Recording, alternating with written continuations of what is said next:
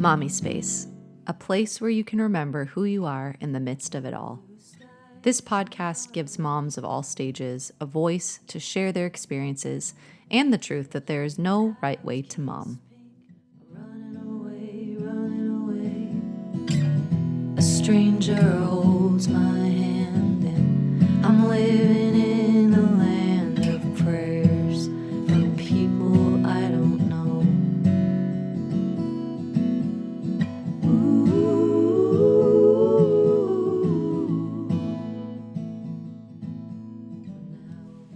Welcome back to Mommispace. This is Bree, and today is episode 4 of season 3 featuring the hard stuff. I can't believe we're already almost done. It's kind of nice that we have 5 Fridays. Yeah, five Fridays in March, so we get to kind of spread it out a little bit more.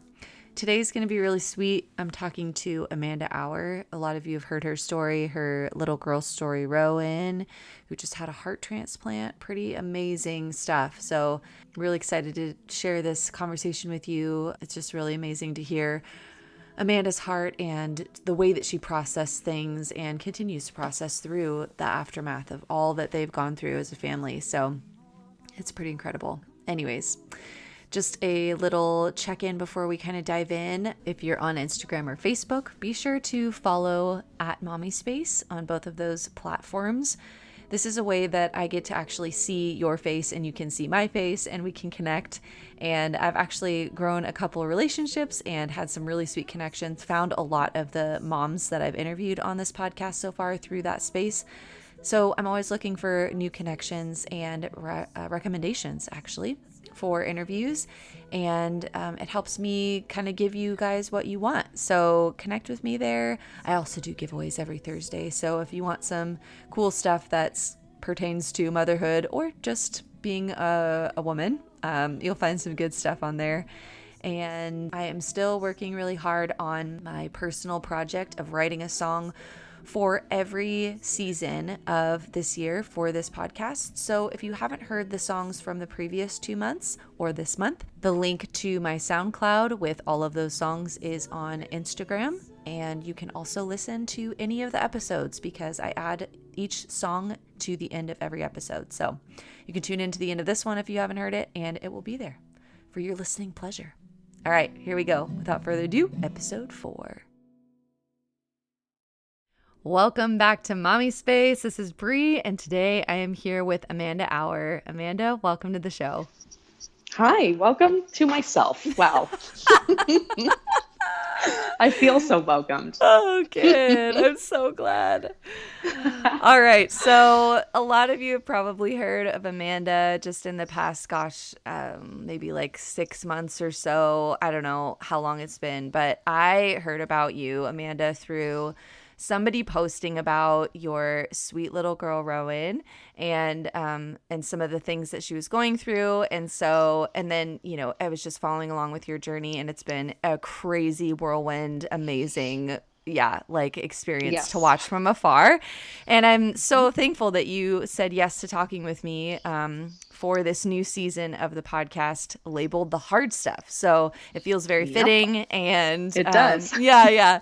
And you also have some rich story, it seems like, from what I've seen with your posting regularly, just as far as the other parts of your family and just motherhood as a whole. So before we kind of dive in, would you just go ahead and fill us in, tell us about yourself, your family, where you're located, and a little bit of daily life? I know that is kind of a huge question, but we can dive into it more. Yeah. But just start us off. Introduce us.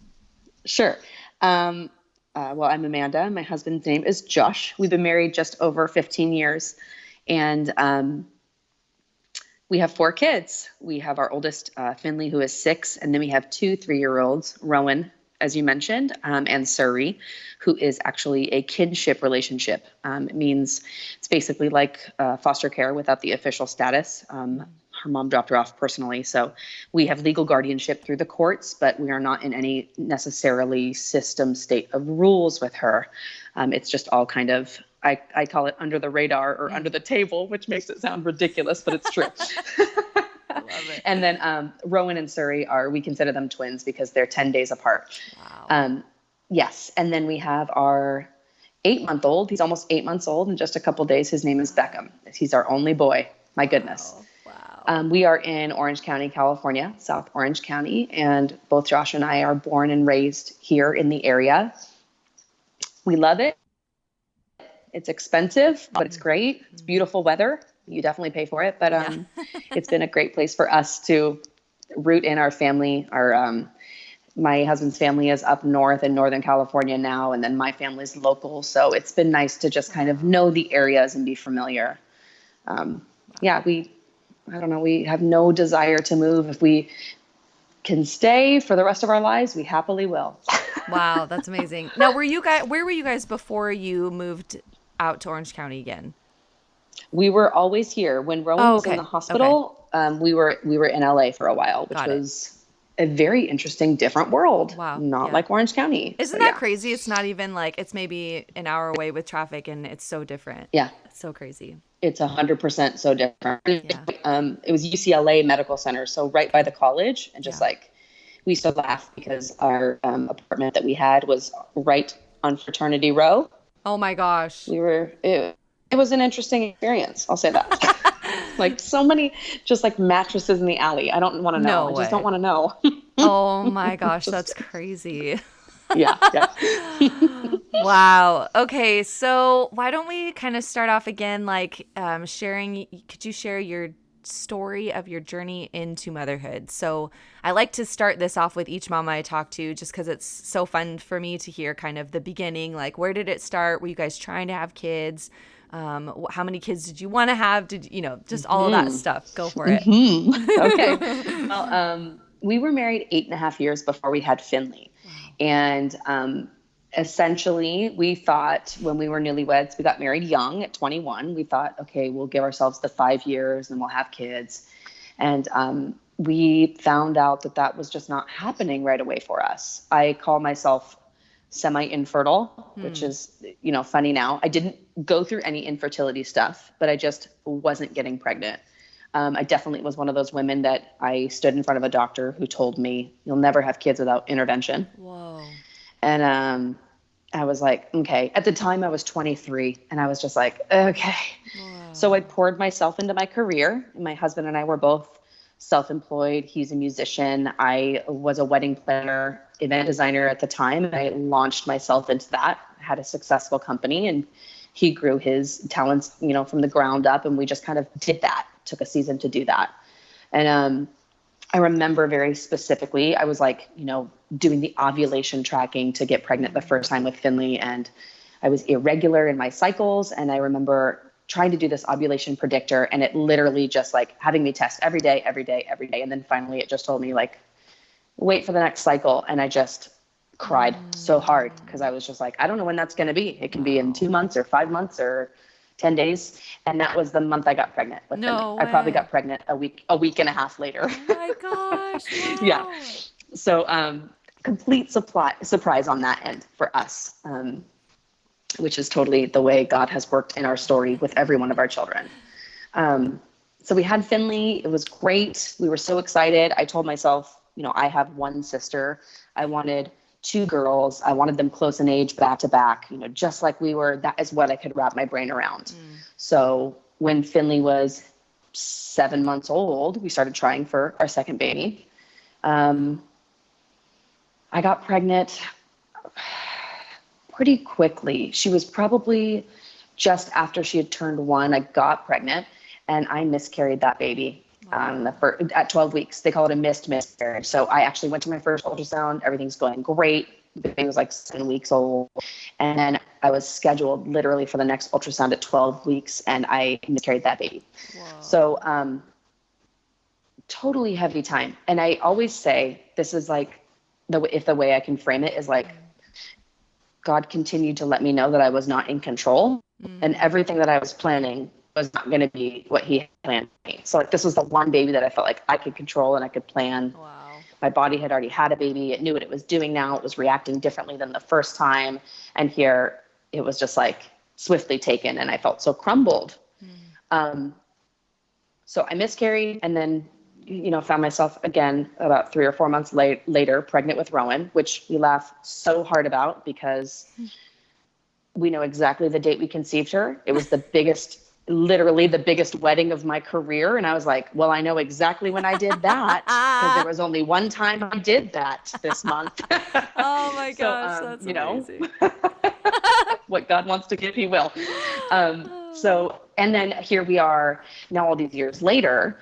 And her and Surrey are so close in age that I just feel like that Wow. has to be for a reason. I feel like if I had two babies and they were 3, 4, 6 months apart, something like that, that would have been such a hard piece to the story. Instead, he just smacked them right together. That's Like same amazing. exact age developmentally Ugh. with the milestones and the grades and everything. So it's just been a huge blessing in that way, if I can lay it out like that.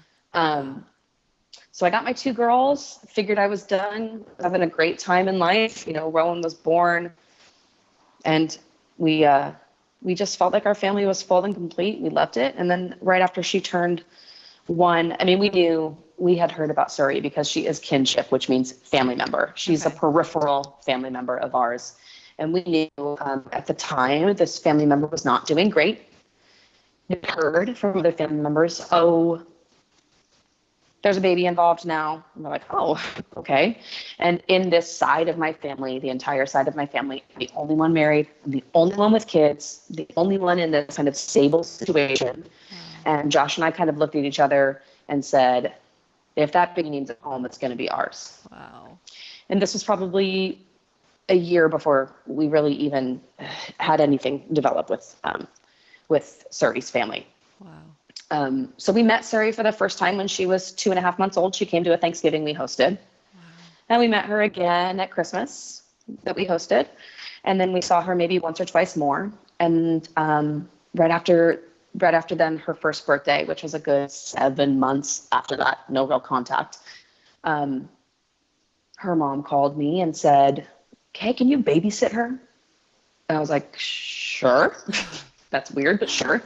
And that happened a couple times here and there. It turned into, one night here and then maybe 2 nights. And at the time she wasn't living too local to us. So it was kind of a drive for her to do this, but she just kind of said, I don't have money for childcare and I need the extra help. And you guys are people I trust, which again, I feel like is a miracle in its own right. And so this went on for a couple months before I finally got the call one day when my husband was out on tour, and she called me and said, I need to know if you can take Surrey. And all I could think is, this is the call. I know what's happening here. I can tell what's happening here. And she didn't really necessarily put anything specifically into words, but her specific struggle was something that was long-term struggle, something that she had dealt with for her whole entire life. And so she really wants to heal and get better and work through this. And there's just a lot of ways that there's not a capacity to do so with the tools she's been given, with the upbringing she's had, with her lineage and her examples and what's been modeled for her. I just have so much grace for this whole scenario. And so, of course, I say absolutely yes. And in the next hour, she had dropped her off at a park where I was having a play date. She dropped her off with just a diaper bag that was half empty, and she's been with us since. So that was 2 years ago in October. That's amazing. Yeah. Wow. It was, it's been a crazy, crazy, crazy couple of years for our family with that. After Surrey joined our family, I was like, okay, I got this. 3 kids. I can fit 3 in the back of this SUV. It's going to be awesome. We can do it. We had no idea what was going to happen with Surrey, but we thought, well, we're going to be the home for her and we're going to figure this out. And then, I don't know how long ago now, 8 months minus 10 months, I got pregnant with Beckham. Wow. and that one threw me for a loop. I felt like I was already trying so hard to keep it together with, the 3 kids are so young, and here you're dealing with one that's already in this complicated scenario. And I get pregnant with Beckham, and I am just terrible at everything pregnant. I have morning sickness. I'm lethargic. I am pretty much angry all the time, like just not myself. Yeah. I thought for sure I was having another girl because I was so sick. And then lo and behold, boys make me just as sick, if not more. So, hey, there you go.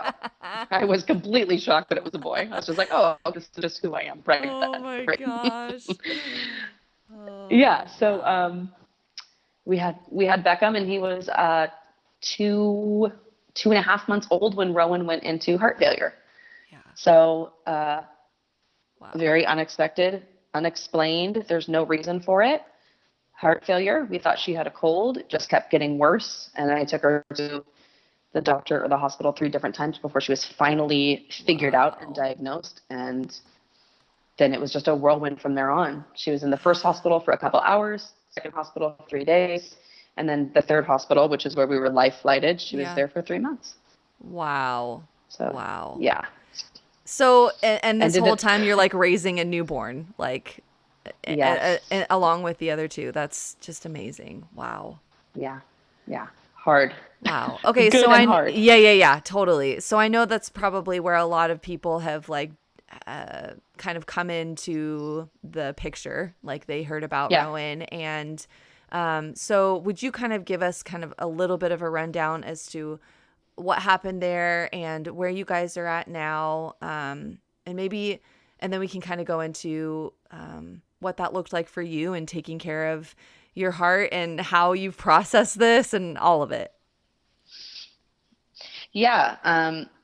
It's interesting. So we never really thought to do anything intentionally in terms of Rowan's journey and what was happening there.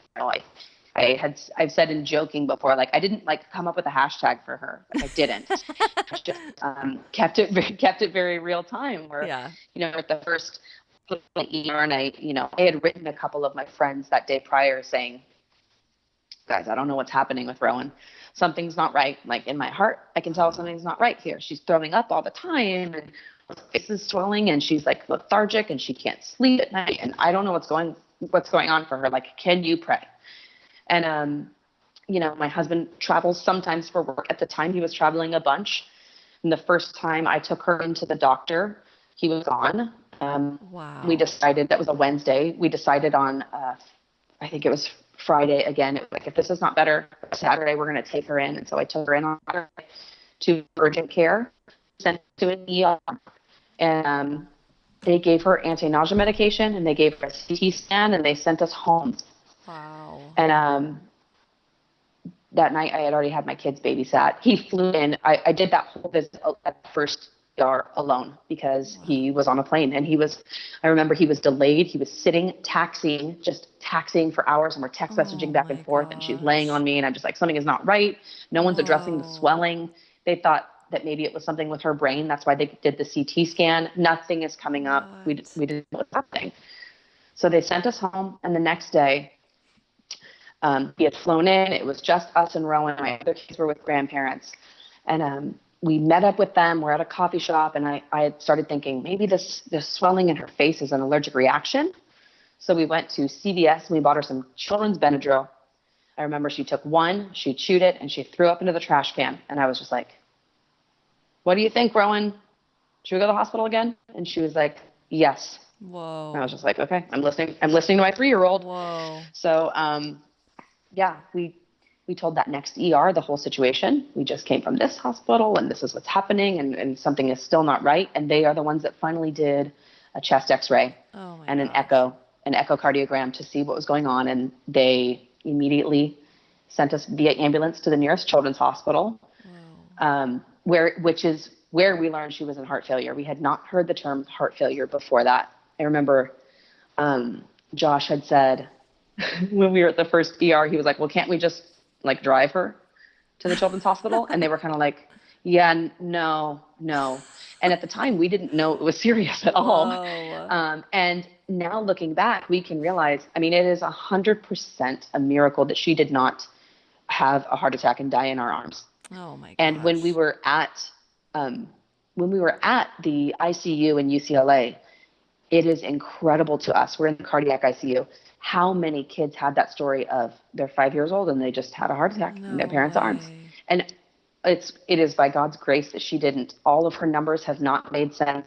Every time Right. we have heard from the medical community anything about her charts, her numbers, the actuality of her situation, she should not be here. She should not have made Wow. it. She should not be living and healthy. I mean, Yeah. I have no idea in terms of that experience why Wow. we are the way we are. Um, but yeah, we kind of just started telling people, like I said, update, she's being life flighted to UCLA. And I've always used my Instagram as a place to process what's been going on with our family. I've been doing Yeah. that for a couple of years now. And slowly but surely, we just saw the people start to come around us. They Yeah. started to, the number of followers started to rise. I was a private account, and I noticed that I was taking an hour a day just approving people. So I Whoa. just made my account, I made my account public, and it just exploded. I mean, Wow. it helps that Josh plays for a Christian worship artist named Phil Wickham, who Yeah. took the time to link to our story in his Wow. page. And we just watched people follow us and come around us and pray for us. And between that and our church community and our Bible study community and It's all these amazing. different little caveats of Yeah. life that we're in, we became completely encircled with people. And I think at the peak of everything, with Instagram, it was like I gained 70,000 Yeah. followers in a month's time for So sure, in probably crazy. 2 weeks' time. Yeah, I was just like, Wow. what has Yeah. happened here? So it's funny to me now when I talk about, going so viral. I've gone so Yeah, yeah. viral. It's so funny. I remember being like going back to your like page every day and being like, "Holy crap, she just gained like Yeah, 10,000 more people. This is amazing." I Like know. I think it was I just the know. idea that like so many people were so invested right away and like so interested and hungry to see her well and the Yeah, fact like well I'll let you go into it more but one of the things that just like rocked me was the amount of people who were coming face to face with Jesus and oh it's gonna make me cry like encountering him in the midst yeah, of your sharing.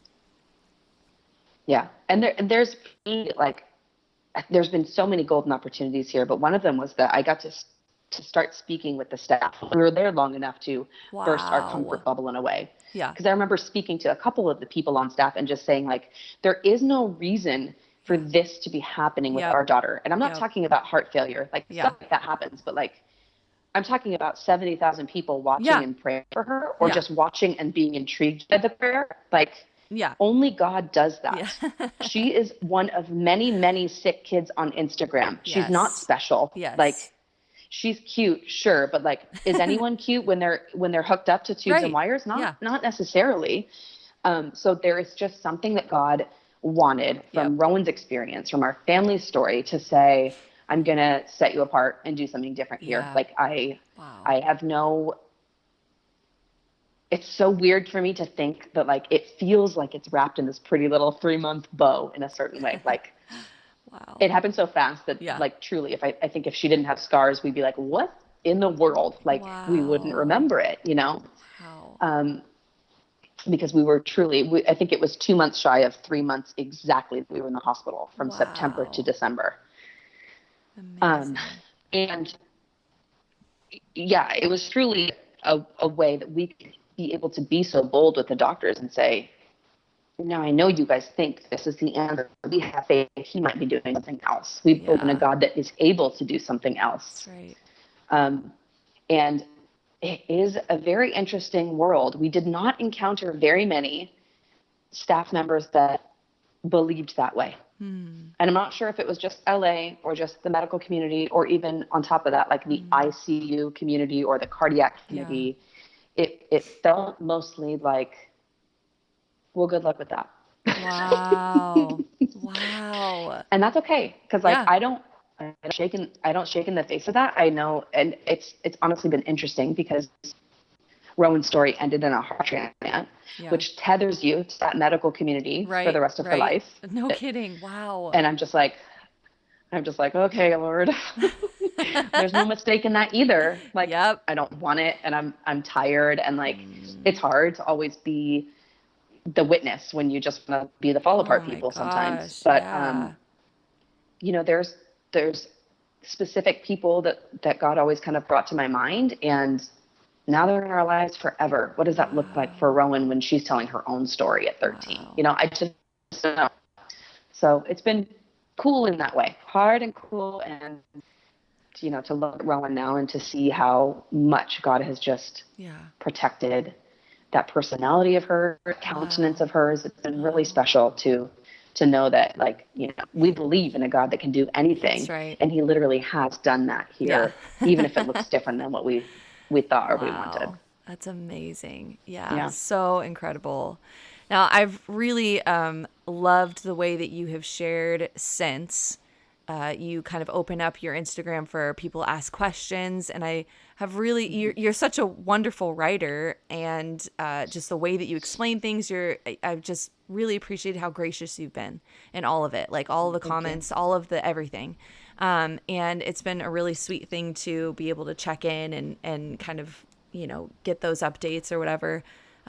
But what was that like as you're going through this and sharing with the world? Like literally, it's like Mhm. you're just opening yourself up. Like how did you? Was it just kind of like you're just throwing it out there? Like, was it because you had been updating stuff before about your life that it felt easier that way? Like, how did you take care of your heart in that place? I I think it's helpful to know that, like, I am not depending on my Instagram to be anything other than just the storytelling of my life. Mm, And that's been kind of my push and pull right now, mm-hmm. where, my husband and I keep talking about how there's this opportunity for me to do something with it. What is the Lord Mm. asking me to do with it? And I'm just like, dude, you guys, I have 4 small kids. Can't I just do that? Yeah. Like, can I just survive That's that? so good. um, Oh. but I don't know, people tell me, oh gosh, you should write a book, or should I be doing this? And I've been asked to do these things that I feel like, Mm. okay, maybe I should be doing that. Should I be launching forward into that calling? But right now, even with, however many followers, thousands of people watching, I am able to step away from it and know exactly who I am, which has Mm. nothing to do with the public eye. I'm So still good. just a mom that moments ago was can throw up in a disposable cup in the bathtub. Wow. Because that's life, I have a 3-year-old and That's she's right. thrown up. But Mm. it's been good for me. So, like you mentioned earlier, when we were going through this journey with Rowan, I was very authentic in, like, how I prayed, what it looked like for me to grapple with this and to Mm-hmm. long for different, or to long for more, and even to look at what I want from God, and to be okay with being disappointed, and then also Mm. to be faithful through that and say, but I know that Wow. you have plans that are better. You've Wow. promised it. That's so good. Um, and there were people that were, I don't know if they were attracted to who Jesus is in that. Maybe they had never seen that side of Jesus. Maybe they Mm. had never seen that side of a believer. Maybe um, they thought it might be, or then they thought it might look. And so I started getting all these messages that were incredibly rich with, Mm.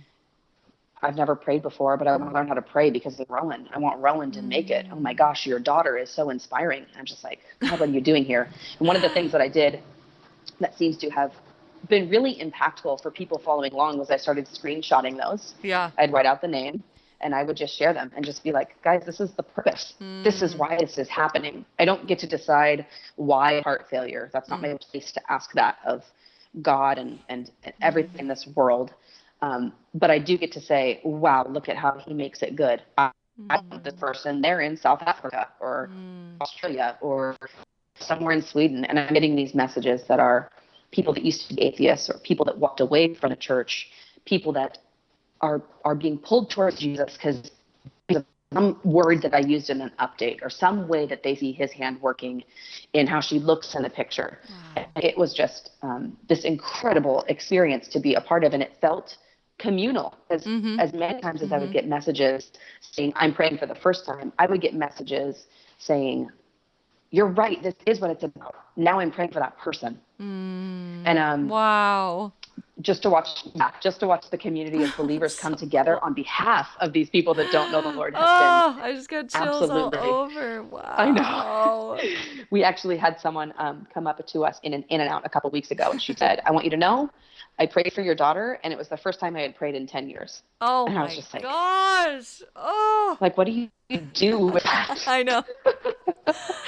We hugged it out and cried it out. It Oh. was fine. But like just able to think that anything that Rowan is doing in her life, I mean, she's impacted so many people in this little tiny 3 months of her life just by being her. And now here she is, this walking, living testimony, again, still just by being her or eating a hamburger, um, has been such a beautiful thing. Such a beautiful Wow. thing. Wow. That's So yeah. incredible. So where are you at now? I mean, you kind of have given us a little bit there, but like where are you kind of landing in this in the aftermath of it all? It was interesting that you said it felt like it was like wrapped in a 3 month bow, like this little bubble of time, Mm-hmm. and that it's almost Mm-hmm. like you would have forgotten about it. Like that's crazy. Like that seems so, Yeah. but I get it, like with it going that quickly. But yeah, like okay, so where are you at now? Like what's going on in your heart and mind and family?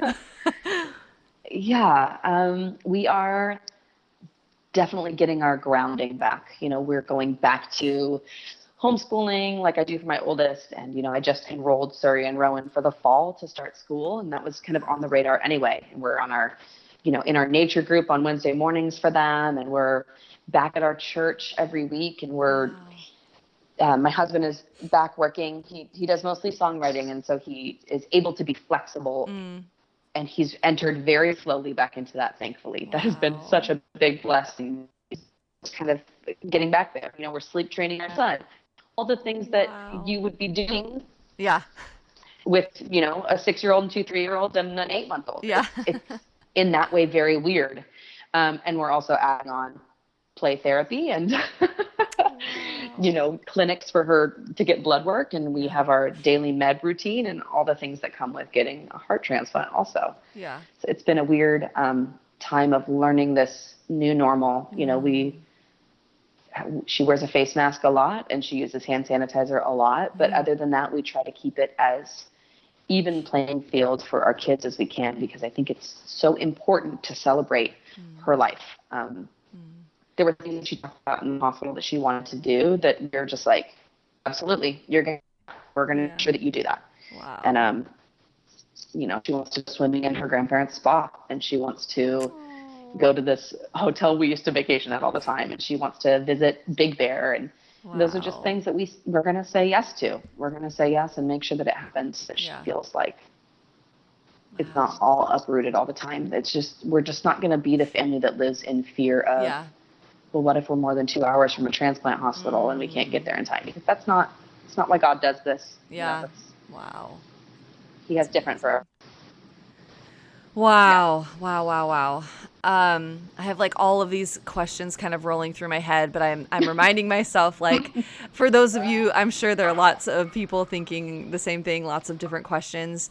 You are really good about answering questions, and I think probably a majority of them that would have popped up for me or someone else while they're listening to you now, like, you've probably already answered. Do you save those things like on your highlights? Like, can people go look? And I mean, honestly, they could just go scroll back through your Instagram too and check up and stuff too. But I really should. The highlights that are created on my Instagram right now, my husband made, like, he made them probably the first month into Rowan's whole journey. I, okay. I keep meaning to, but then I'm like, oh, I want to make it look cute. And then I need to make a I graphic to do that. And I got know. to email the graphic to my phone and save it on my phone. It's the whole thing. Yep, yep. Someday they will be there for sure. I mean, Okay, it's like, and cool. then what do you do? Do you do like the screenshots of the messages, or do you Right? just do, I mean, like you mentioned, I do Wonder Wednesdays where people ask Yes, questions, and I kind of, yes. it's funny to get half these questions that are so deep in Oh, terms of like, yeah. what do you believe in your faith? Yeah. And then other things that are like, what does her med schedule look like? I'm like, Yeah. oh, okay, that's easy. It is so But yeah, I mean, vast. It's crazy. it really is. I kind of feel like my life is, called to be an open book right now, and so I'm Mm, going with it for as that's long as I can awesome. write it out. Yeah, Awesome. So if you have a yeah. question for Amanda, Wednesdays, you can throw it out there. Wednesday's the day. Yep. Yep. Awesome.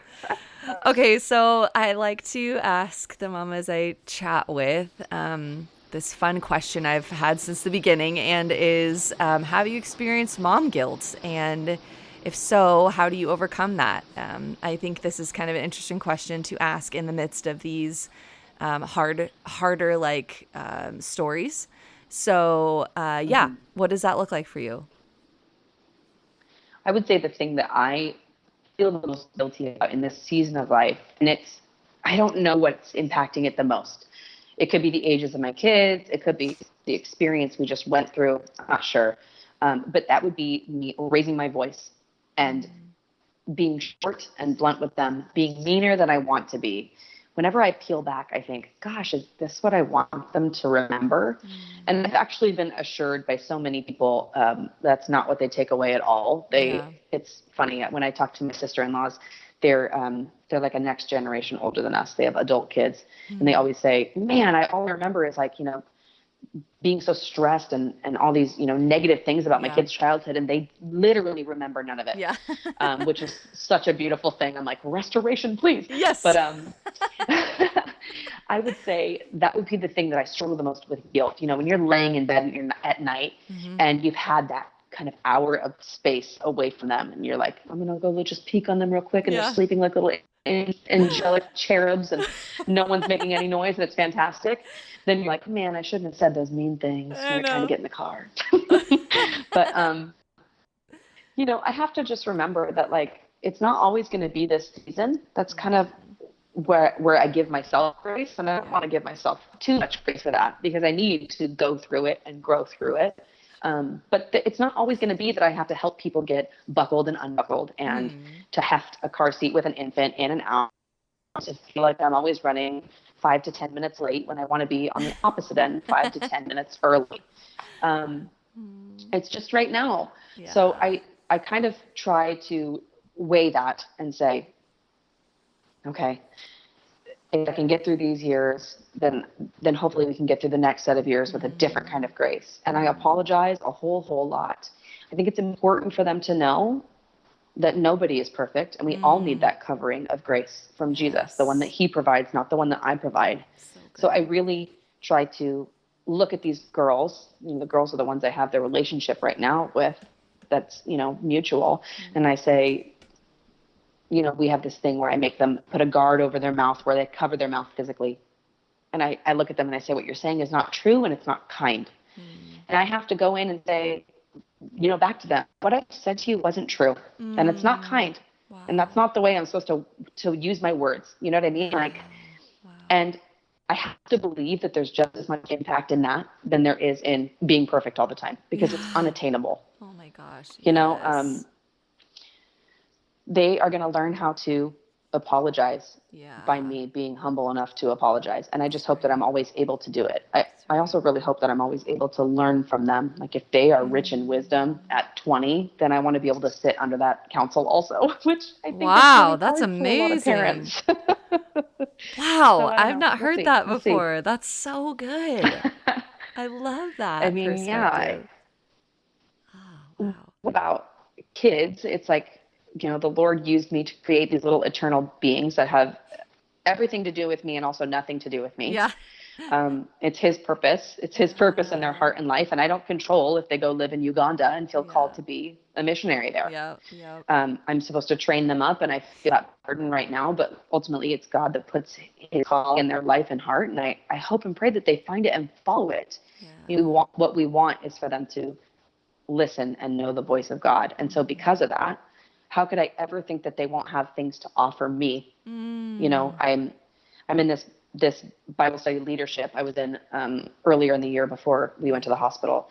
And you're with people who are grandparents and people who are single and people who are 19, and you're all in leadership together doing this thing that's communal, loving Jesus communally. And you see how much you truly can learn from all of them. Like there aren't people that look down on me because I'm 10 minutes late with my 4 kids. Right. Wow.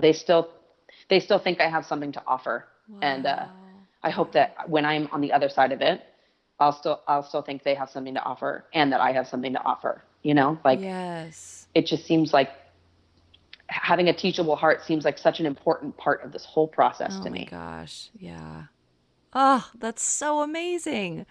And where can I sign up for one of those groups? Holy moly, I think everybody needs something like that, right? Like keeps you humble, gives you a little boost too, because you got something to share. Yeah. Like, that's amazing. Oh, okay. Pretty much every time I'm in Bible study, I'm humbled. So yeah.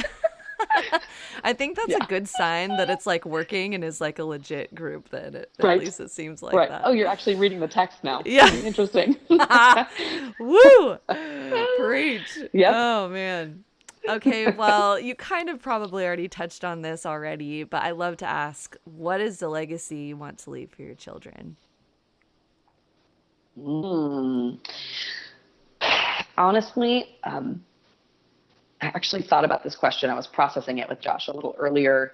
And the one thing that I think I'm going to have to combat the most, I would say, Mm-hmm. in terms of what society views right now for our girls, is that it's okay to be anything you want. And I actually mean that in a way that will free them. Like, I think that everything in life is speaking into them to rise up and be something great. Mm. And what I want to tell them is you can do that. You can go to college and get a triple doctorate. You do it if that's what's on your heart. But I also want you to know that it's okay to step away and be a stay at home mom because that's holy work also. Hmm. And it's hard work.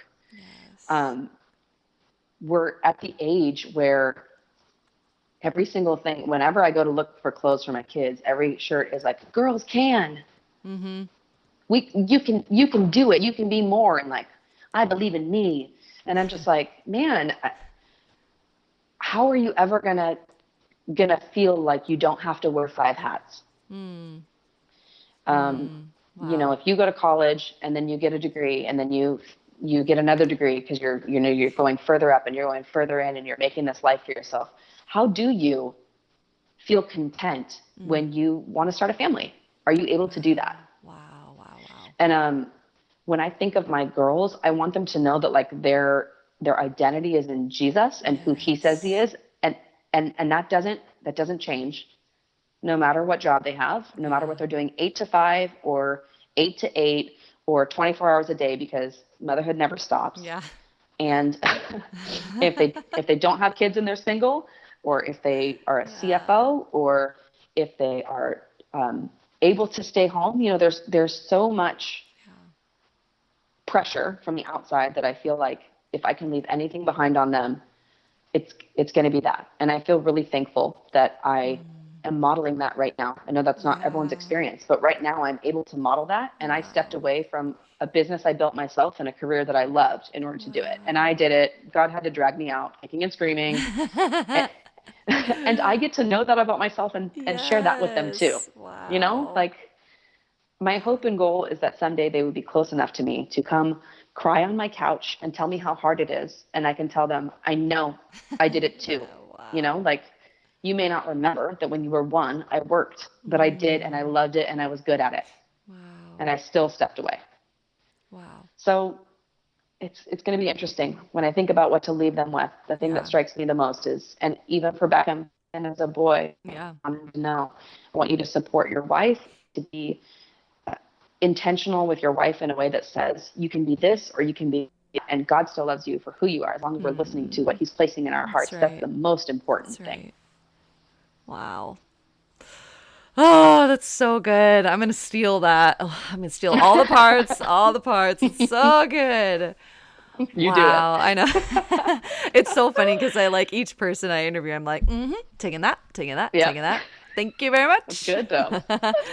I'm pretty lucky. Yeah, that's so good. Yeah. Well, Amanda, thank you so much for taking the time out of your evening to share your story and where you're at right now. I'm so, so humbled and so grateful. And um, tell us where we can find you on Instagram. What's your handle, just so anyone can go find you?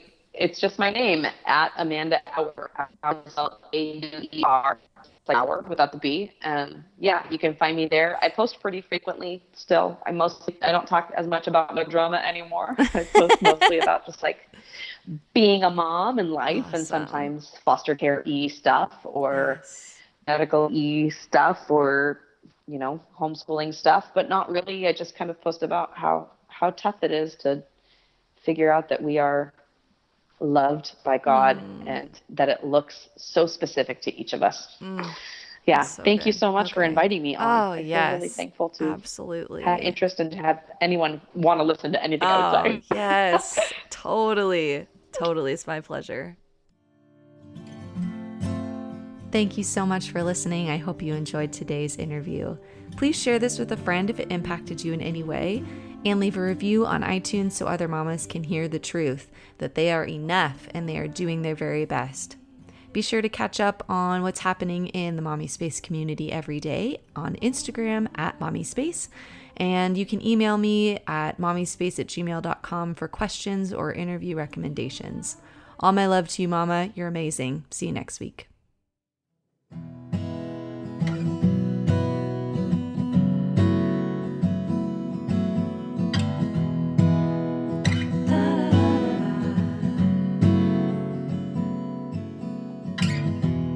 Blue skies, the mother again. Those rain clouds kissed pink are running away, running away. A stranger holds my hand and I'm living in a land of prayers from people I don't know.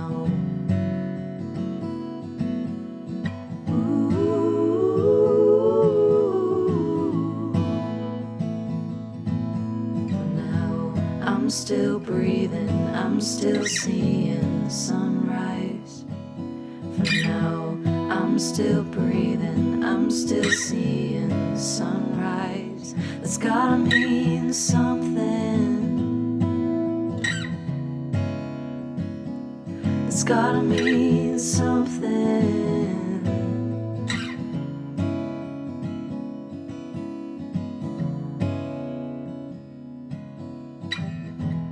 Give me a friend to call. It doesn't matter if they don't know what I'm going through at all.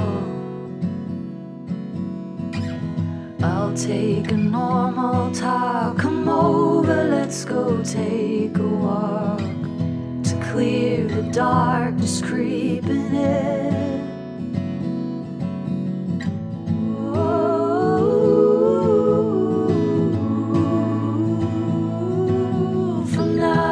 I'm still breathing, I'm still seeing the sunrise. For now, I'm still breathing, I'm still seeing the sunrise. That's gotta mean something. It's gotta mean something.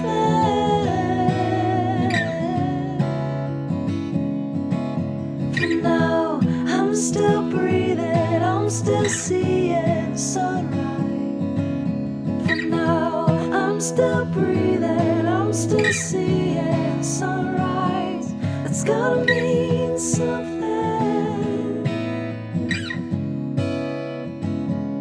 It's gotta mean something.